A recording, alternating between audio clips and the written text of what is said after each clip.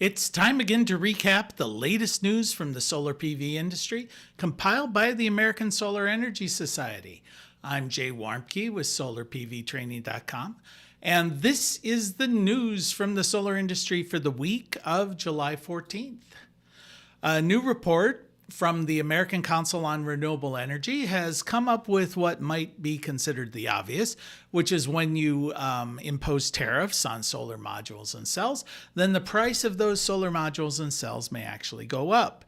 Well, perhaps that's a bit unfair, but a study found that the impact of the recently enacted 50% tariff on solar modules and cells that come in from China and four Southeast Asian nations will have a significant impact on the price of solar over the coming years, increasing the cost per watt between 10 and 15 cents per watt, which is going to about double the cost of solar modules here in the U.S. In May, the Biden administration had imposed a 50% tariff on modules that come in from Vietnam, Cambodia, Thailand, and Malaysia, as well as from China. In 2023, 88% of all of the solar modules that were installed here in the U.S. were actually imported. And of those imported modules, 84% of them came from those four countries. Despite a huge investment that was spurred by incentives in the Inflation Reduction Act for domestic manufacturing, actually imported solar panels increased from 2022 to 2023 by 40%. Toledo Solar has announced that they're going to be shutting down their operations in Ohio. This company manufactures thin film cadmium telluride solar panels. Now, their nearby competitor, First Solar, which is the largest U.S. solar manufacturer, they also actually invented the cadmium telluride technology. They specialize in these thin film panels for utility scale systems. Now, in recent years, Toledo Solar had announced plans to begin to try and get this technology into the commercial as well as the residential marketplace. Now, their recent troubles began when the firm was awarded a contract to replace the solar modules that had been placed on the Ohio governor's mansion. Now, in 2004, GEO, Green Energy Ohio, which is the Ohio chapter of ASES, the American Solar Energy Society, had installed a small solar array on the carriage house at the governor's mansion. First solar panels were used because they were manufactured in Ohio, but in 2022, it was decided to replace these panels, and the contract was awarded to Toledo Solar. Now, First Solar was contacted to come and remove the old panels and recycle them. Well, the technician from First Solar noticed that the panels that had just been installed by Toledo Solar were, in fact, First Solar panels with the labels altered to appear to have been manufactured by Toledo Solar, and thus all the lawsuits began.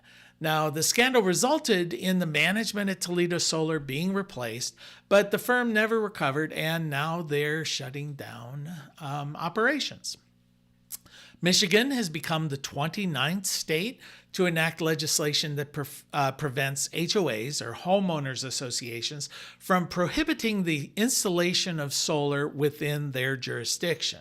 Now, that may not seem like a big deal, but 1.4 million Michiganders actually live within HOAs, or those jurisdictions, and nationwide about 75 million people live within homeowner association areas, and they're subject to those rules. Well, in many cases, the HOAs are very hostile to the installation of solar modules, all the way up to outright prohibiting their installation. So 29 states have enacted legislation that stops them from doing that. Now, Michigan Governor Gretchen Whitmer is expected to sign this legislation into law this week.